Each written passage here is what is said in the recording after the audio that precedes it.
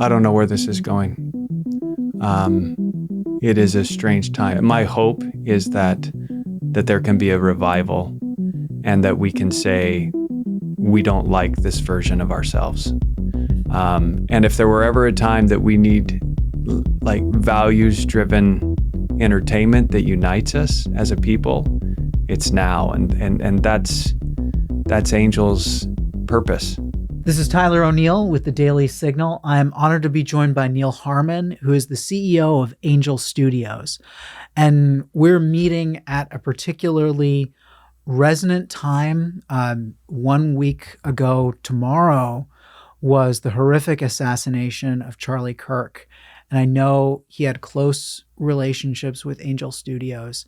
And I wanted to hear from you, what that relationship was, how it affected you, and how Angel is looking forward after this time. Well, Charlie was a huge supporter of Angel. He brought in tens of thousands of Angel Guild members, and he has 2 young children, and he cared about what we were doing. He cared about what that meant for society. And he got behind things he was passionate about. I'm wearing this pin today in also in memory of Charlie. Charlie felt like that what Trump was doing for America was very important. I'm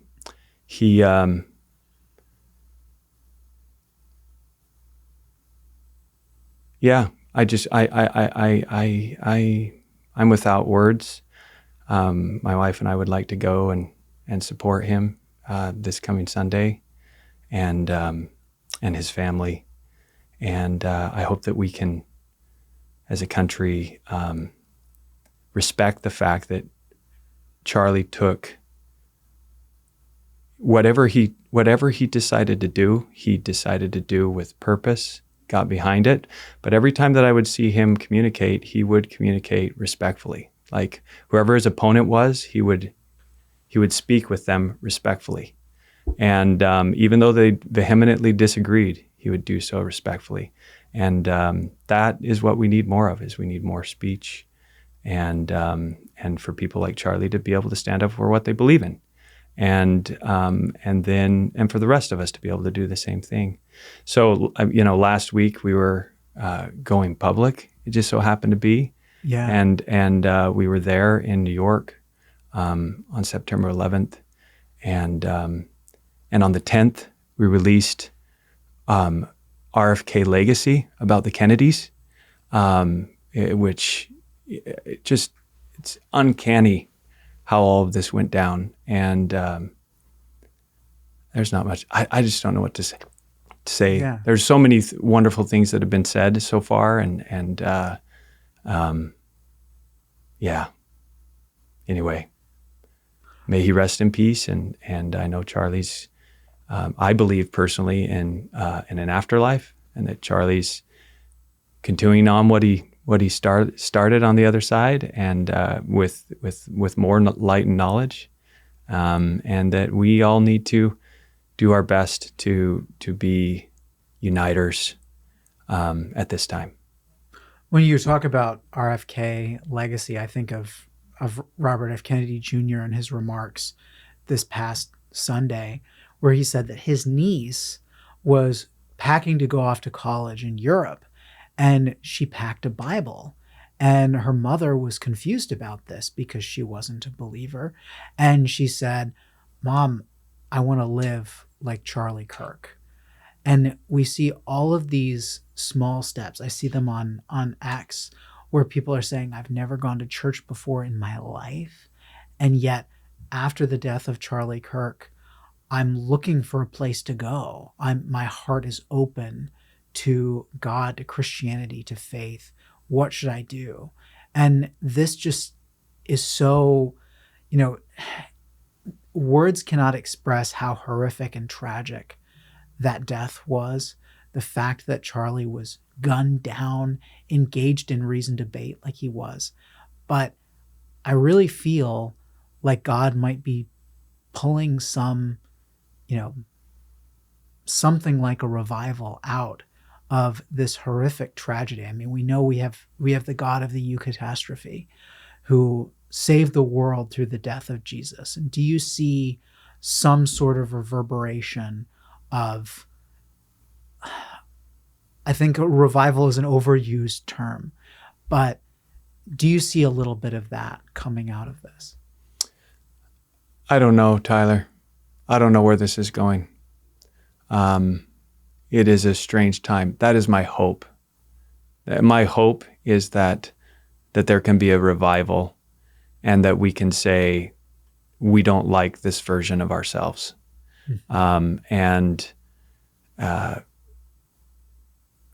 if there were ever a time that we need like values-driven entertainment that unites us as a people, it's now. And that's Angel's purpose, is to find the kind of storytelling that will reflect the best in our decisions. Like all the stories that we do at Angel, there's so many true stories that we released and that we'll be releasing in the future that deal with very, very hard topics. We had a child trafficking movie a couple of years ago. Yeah. Super hard topics. We're releasing Truth and Treason next month. Also, a 16-year-old boy who stood up to tyranny in Hitler's Germany, and lost his life for it. And these are really hard topics, but what unites them is two things. One is that the Angel Guild decides what comes to Angel. Nothing comes to Angel. It doesn't matter whether you're Neal Harmon, the CEO of Angel, or if you're the President of the United States. You cannot bring something onto Angel unless the Angel Guild says, I approve it. And that's a beautiful thing, right? Because the one thing that's in common is they all feel like that the stories amplify light, that they make society a better place. And so when these difficult stories are coming out, and we're hoping, in fact, I've had multiple people call me already who have offered to fund Charlie Kirk's story and to release Charlie Kirk's story on Angel. I think, you mentioned Truth and Treason and opposing the evils of Nazi Germany. Yes. We've heard over and over again, and I saw it applied to Charlie, this horrific smear that because he is a conservative and a Christian, he's somehow a Nazi, a supporter of this sort of evil. And I wonder if you could just briefly respond to, I feel like this is a constant theme in our culture, in our politics, where people on the left have been, and not everybody on the left, obviously, but many on the left will say of a conservative who would, oppose racism, oppose Hitler, oppose anything, often support Israel, and yet they're compared to Nazis and Hitler because they want to have common sense immigration law. They want to have various other issues that are so night and day removed. And when you're talking about making movies like Truth and Treason, why is it important to tell that story? And why would it, do you have words for how egregious a lie it is that many conservatives are being smeared with this fascist label? A couple of thoughts come to mind. So number one is we released the movie Bonhoeffer, which is the story of a pastor who also fought Hitler, and we released it last year. And we had lots of people who were saying, you needed to release that movie before the election. And then other people were saying, what, you're releasing the movie after the election? Like, we had both sides of the aisle feeling like that the movie was calling the other side Hitler. Oh, gosh. And so everyone had their opinion on how we should do this. But the Angel Guild felt like that this story amplified light, that it reflected truth, and wanted to release the film. It's the same thing with Truth and Treason. Like, Truth and Treason is the story of Helmut Hubner, who was a 16-year-old boy, and he saw what was going on, and he was very articulate, and he began writing pamphlets. He was speaking the truth. And he eventually was executed for it. Mm. So,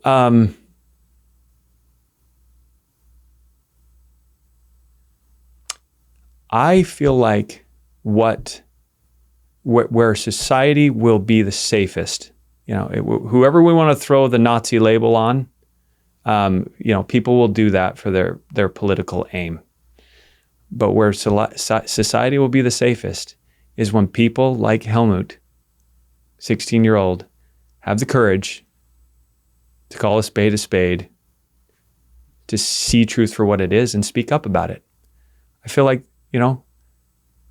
Charlie did that to we can all disagree, everyone can disagree on certain things that Charlie said or positions he took, but there's no question when you go hear him speak, and he's been doing it since he was a teenager, that he was speaking truth from his heart, exactly how he saw it, and is doing it so in a respectful way. So if we could have a generation of young people, teenagers who come up, because of Charlie's example, because of RFK Sr.'s example, because of Helmut Hubner's example, that will be the kind of revival that would just bless this country immensely. So I have to confess, I'm not as familiar with Robert F. Kennedy Sr. Would you make a brief, just introduce him more to the American people who might not be as familiar with him as you now are? I mean, why we should watch the movie and what his lessons are for Bobby Kennedy today. Everybody knows the story of JFK because it left such an indelible impression on the American people. Less known is the story of his brother, who was also assassinated as he was on his rise to finish what JFK started. And that was RFK Jr.'s father. And this documentary made by Oliver Stone and his son delves into the legacy of the Kennedy family, what they stood for civic duty, for the power of family and faith. The Kennedys were very strong in their Catholic faith, and they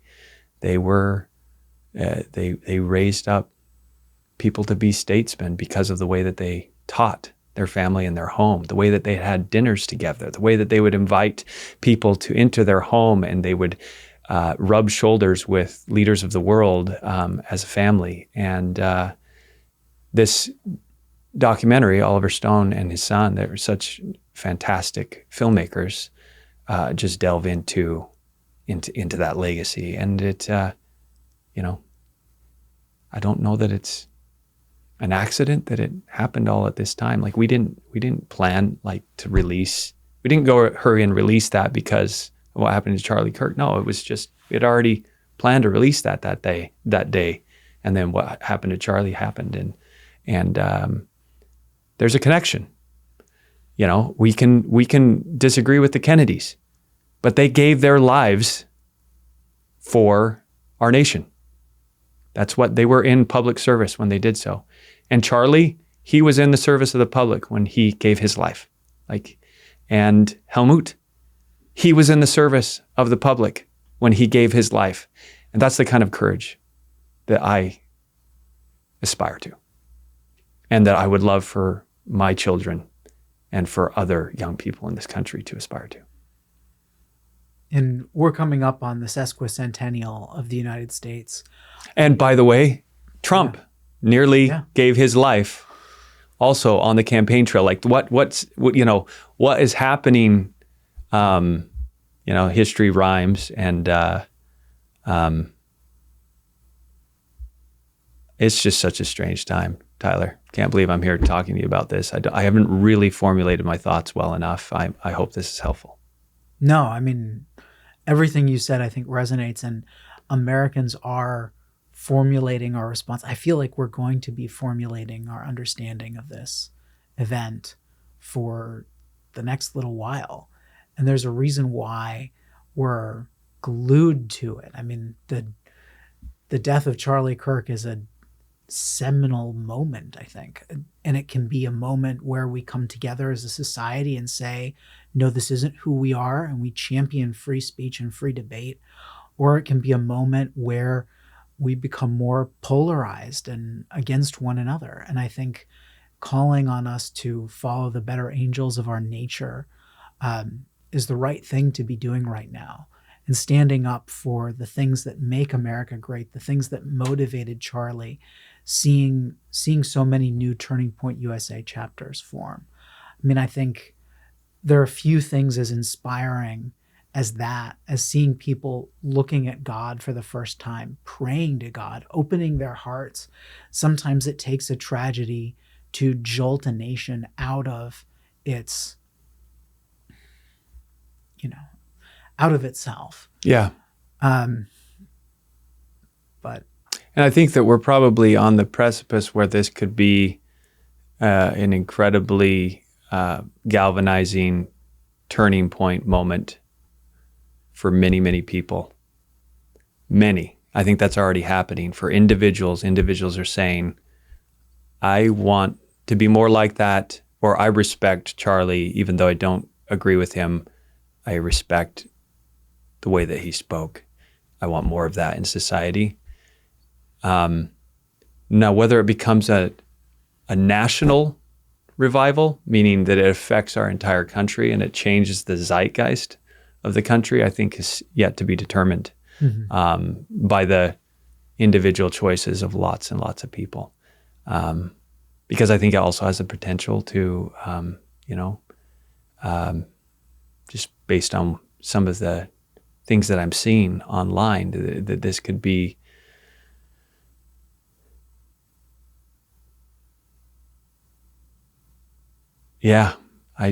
one of the things I hope that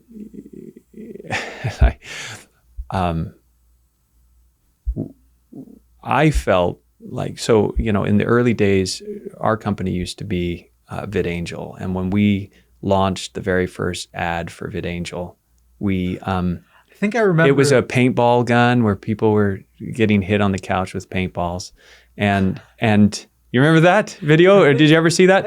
If you didn't see it, the reason you didn't see it is because it got shadow banned, and it was before shadow banning ever existed. It basically got canceled, and we were trying to do was portray that we felt like as families that the media coming out of Hollywood was becoming increasingly out of touch with us as families. We felt accosted by it, and that video just went viral. It grew and grew for like a day or two. And then it suddenly stopped.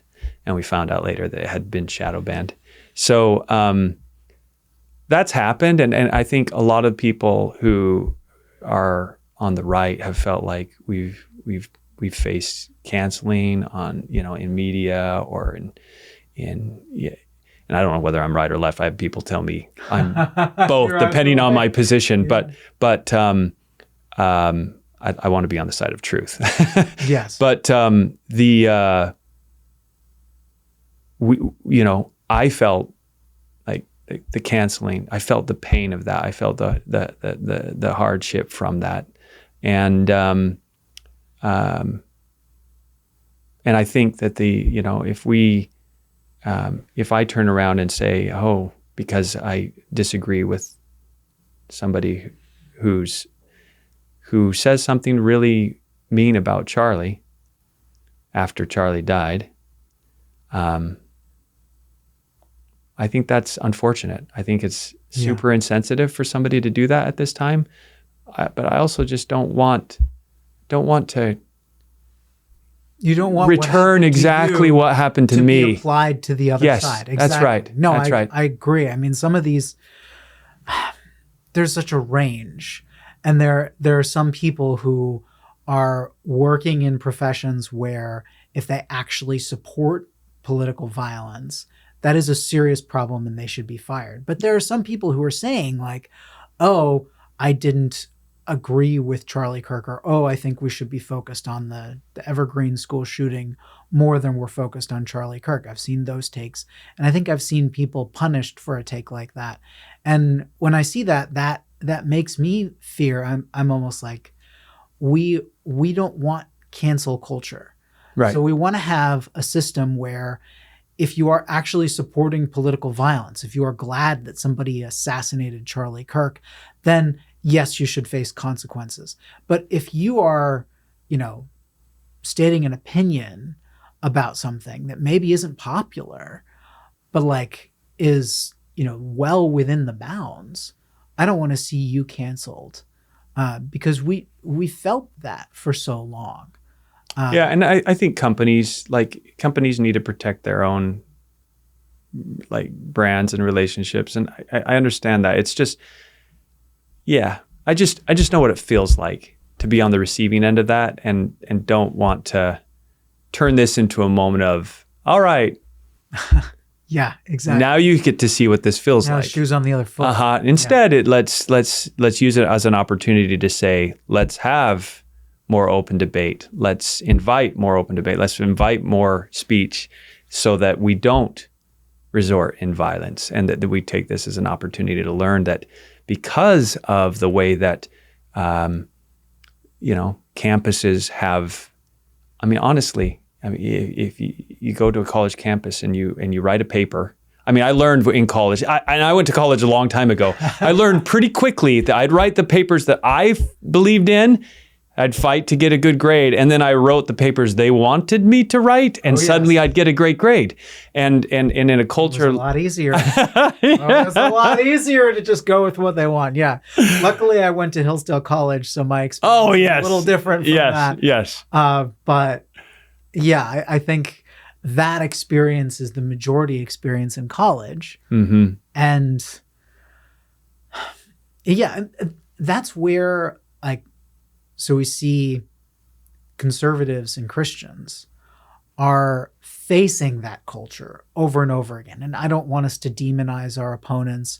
I don't think that they're out to suppress us. I think they legitimately believe what they think is true, and they want to push it because they think they've been radicalized almost. Like some on our side have been radicalized as well. And so how does VidAngel amplify light? You mean Angel? Angel, yes. No longer. Sorry, I started that. Yeah, I went back to VidAngel days. No, but how does Angel amplify light and hopefully advance what Charlie really stood for, as opposed to what so many people are wrongfully saying he stood for? Well, I definitely think that if Charlie were here today, and I think he is, like in the next life, but he'd say, we've got to win. Like Angel needs to win as an idea. This idea that the audience gets to decide. This idea that we're going to focus on stories that are, true, honest, noble, just. Stories like, where's the modern version of 12 Angry Men? The modern version of Swiss Family Robinson or Sound of Music? Like that's the kinds of stories that are going to be, that are going to surface through the Angel platform. The great classics of the next 100 years, I truly believe are going to come through this group of people, and that filmmakers are going to begin to make their very first goal to pass the Angel Guild, because they'll have the support of the audience as soon as they do that. So this idea, and the idea is based in Scripture. Our North Star is based on Philippians 4:8. Whatever is true, honest, whatever is noble. Yes. Just, etc. You know that Scripture. That the combined decisions of millions of people voting on these stories, but with that as their North Star, will make better decisions than I or any other person would individually, whether I'm an expert or not. And I think Charlie would just say that idea needs to win. That's what he did with his actions. He wanted that idea to win, and when he spoke about Angel, he spoke about it with passion, and he wanted it because he had his own children, and that's the reason that we started Angel, was because of our young children and what we wanted for their future. Which is, at the time we started it, the big shows were House of Cards, Game of Thrones. Yep. And that's a pretty nihilistic view of the world. And if society was going to look more like them 20 years later, our children were going to be in trouble. And so we needed to, do it ourselves, be part of the solution, solve the problem, and strive to get better storytelling out there for our future. So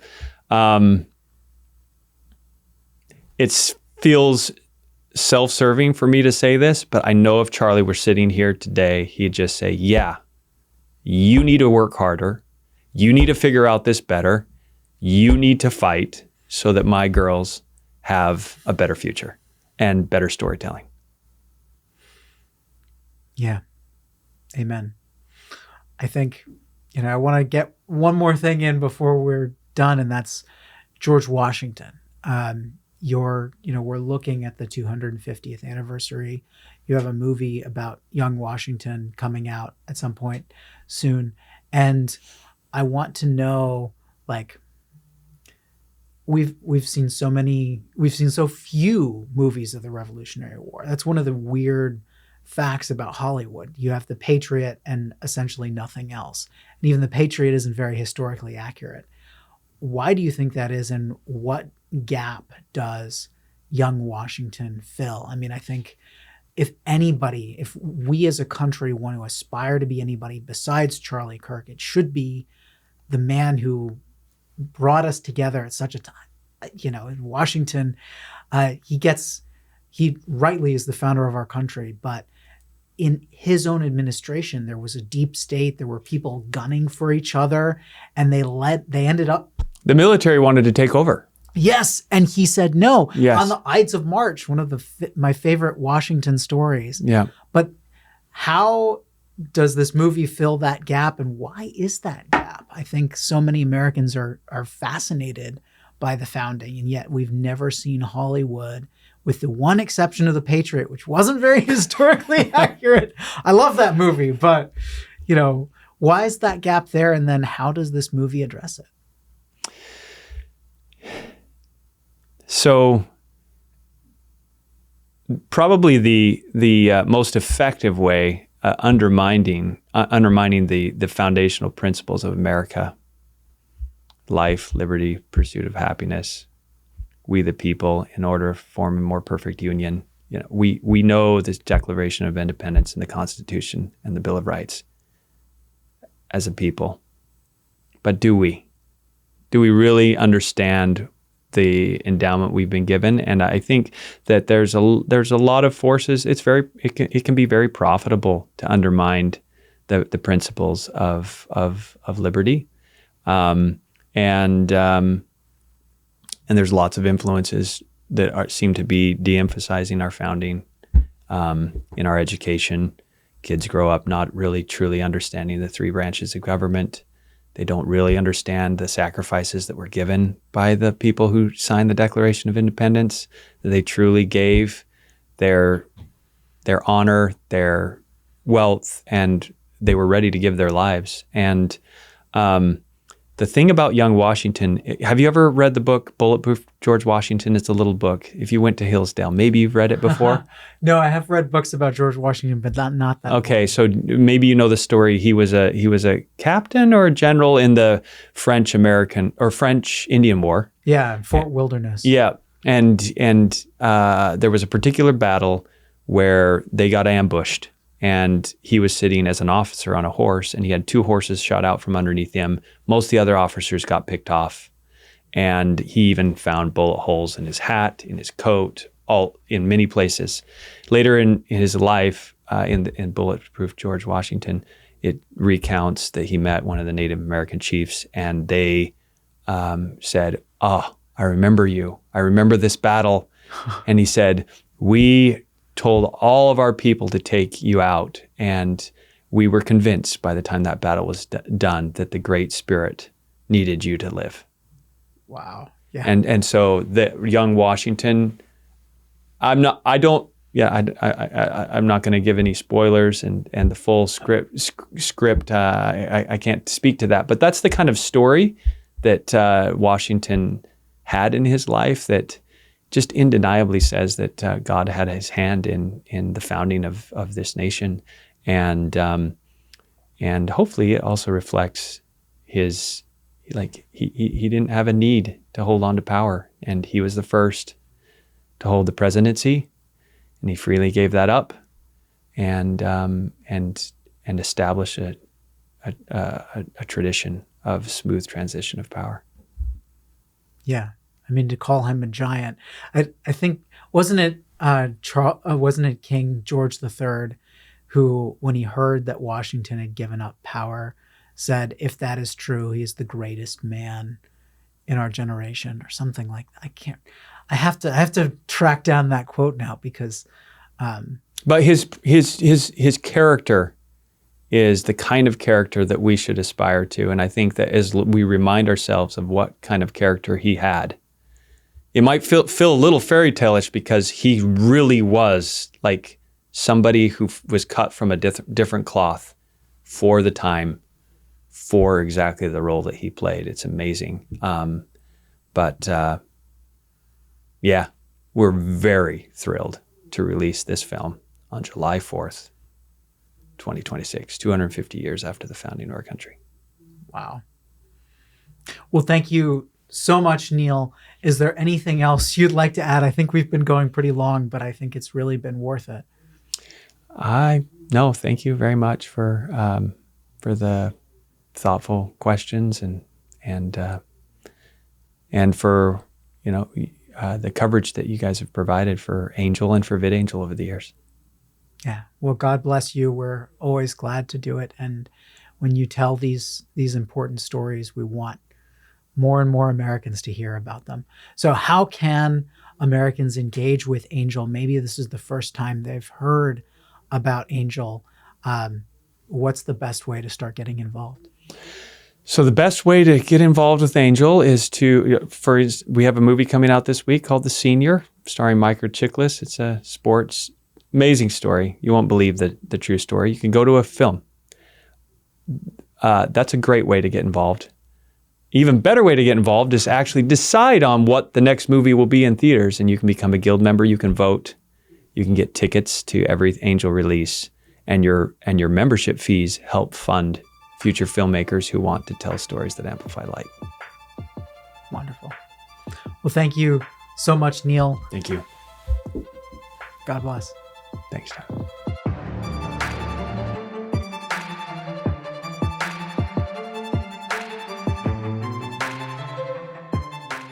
Subscribe to get the news the Legacy Media won't tell you and only the Daily Signal can bring to you.